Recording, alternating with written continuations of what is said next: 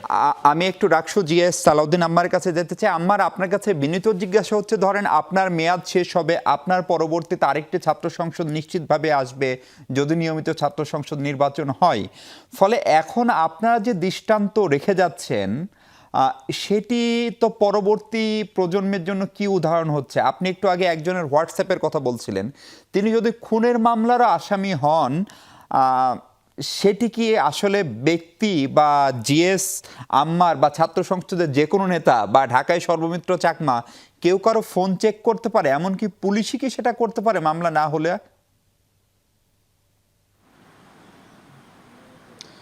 সেখানে পুলিশ উপস্থিত ছিল, প্রক্টোরিয়াল বডি ছিল, এবং সেই ছেলেটাই যে নিজে সংশ্লিষ্ট এখন না, বা এখন কি কাজ করতেছে না করতেছে, সে নিজে বলল যে ভাই আমার ফোনটা চেক করেন আপনি, এবং সে নিজে দেখাইছে। ব্যাপারগুলো এমন না যে তার ফোনটা ফোর্সলি চেক করা হয়েছে, এমন কিছু না আর কি। প্রথম ব্যাপার হচ্ছে এটা।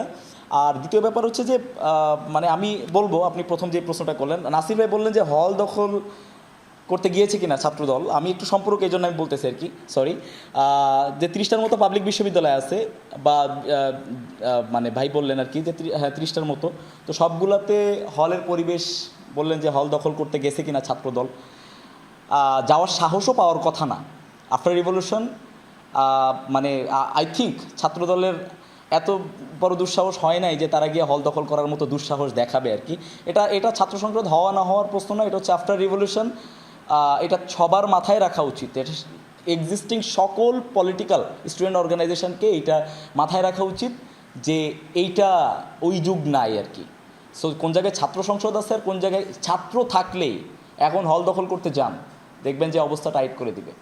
এবং আমি একটা জিনিস মানে আমি বলি ভাই আপনাকে যে আমি সবাইকে সম্মান দিতে চাই, কিন্তু সবাই ডেকে ডেকে অপমানটা বা এই ব্যাপারগুলো নিয়ে আসে আর কি। যেমন আপনার আমি যাদের সাথে গেস্ট হব, গেস্ট হিসেবে আজকে যমুনা টেলিভিশনে আসছি, আমি সবার ব্যাপারে জেনে শুনে আসছি যে কে কে হবেন।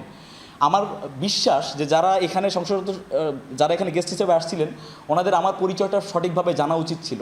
এই যে বিএনপির এমপি মানে অ্যাডভোকেট ফাহিমা নাসরিন আপু, উনি সহ আন্তর্জাতিক বিষয়ক সম্পাদক সম্ভবত, আমি ওনার ব্যাপারে জানছি, জেনে তারপরে আমি ওনার এখানে আসছি। উনি বললেন সাদাকে সাদা বলবে, কালোকে কালো বলবে। উনি এখনও পর্যন্ত এটা জানেই না যে দ্বিতীয় বৃহত্তম বিশ্ববিদ্যালয়, রাজশাহী বিশ্ববিদ্যালয়ের সেন্ট্রাল জিএস একজন স্বতন্ত্র ইলেকশন করে এখানে জিতছে। সে কখনোই এই জামাতের জিএস না। এইটা আপনাকে অবশ্যই মাইন্ডে রাখতে হবে। কথায় কথায় একজনকে বলবেন যে আমি সাদাকে সাদা বলবো, কালোকে কালো বলবো, আবার আপনি বলতেছেন যে আমি জামাতের জিএস। রাজশাহী ইউনিভার্সিটিতে আসেন, এখানে এসে দেখেন যে সালাউদ্দিন আম্মার মোট ভোটের 67% ভোট পাইছে উইদাউট এনি পলিটিক্যাল অর্গানাইজেশনের সাপোর্ট। সো আপনাকে ওইভাবে কথা বলতে হবে। আপনি বিএনপির সাপোর্ট নিয়ে আপনি ইলেকশন করছেন, আমি বলতে পারি। আমি এটা কেন বলতেছি, বিএনপির আপনি এমপি হয়েছেন, যদি আপনি ইলেক্টেড এমপি হন তাহলে সেখানে আপনি ভোট করছেন। জিয়াউর রহমানের যত অবদান ছিল বাংলাদেশের জন্য, খালেদা জিয়ার জন্য যত অবদান ছিল বাংলাদেশে, তারেক রহমানের যত অবদান ছিল বাংলাদেশে, সব কিছু মিলায় আপনার জন্য ভোট কাউন্ট হয়েছে, এবং আপনার নিজের ক্যারিয়ার। যারা স্বতন্ত্র ইলেকশন করছে আমার মতো, তাদের নিজের ক্যারিয়ার নিজেকে তৈরি করতে হয়েছে। এই জন্য কোনটার সাথে কোনটা মিলাবেন না দয়া করে। পরিষ্কার। কিন্তু আপনি কি এখনো স্বতন্ত্র হিসাবে আছেন, না আপনি বিশেষ কোনো দলের সমর্থন পাচ্ছেন?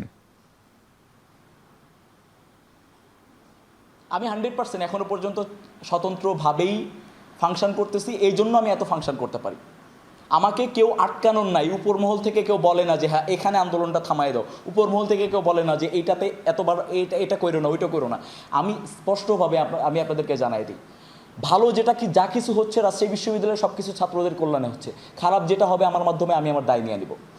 অন্য কোনো পলিটিক্যাল অর্গানাইজেশন এটার কোনো বিন্দু পরিমাণ সুযোগ নাই এবং হবেও না। এখানে মার্জিয়া মুমতাজ আপু বলতেছিল যে ছাত্র সংসদকে থামাতে হবে, আমরা কেন প্রতিরোধ গড়ে তুললাম। দেখেন আপু, আজকে যদি প্রতিরোধ গড়ে না তুলতাম, রাকসুতে এসে যে হামলা করলো 7 জন, একজন ভিডিও করলো 6 জন এসে আমার উপর অতর্কিত হামলা করলো, আমরা যদি সাথে সাথে এটার জবাব না দিতাম, তাহলে আওয়ামী লীগের পেজ, সকল নিউজ চ্যানেল সব জায়গায় ঢালাওভাবে যেটা প্রচার করত, আমার যদি 100 জন অনুসারী থাকে, যারা দেশের বাইরে থাকে, গ্রামে থাকে, বিভিন্নভাবে আমাকে অনুসরণ করে, আমার ভক্ত যারা দেশের জন্য আমাকে, আমার কথাটা শুনে আমার ভোকালটাকে ভালোবাসে, তারা আজকে যদি দেখতো যে আমাকে এভাবে মারছে ছাত্রলীগ, আমি কিছু বলি নাই, আমি বিচারের আশায় কান্নাকাটি করতেছি, এখানে আমি প্রতিরোধ গড়ে তুলি নাই, ওই 100 জন যারা নতুন নতুন কথা বলা শিখছিল, নতুন নতুন অধিকার ভিত্তিক কথা বলা শুরু করছিল, তাদের মুখ আবার বন্ধ হয়ে যেত।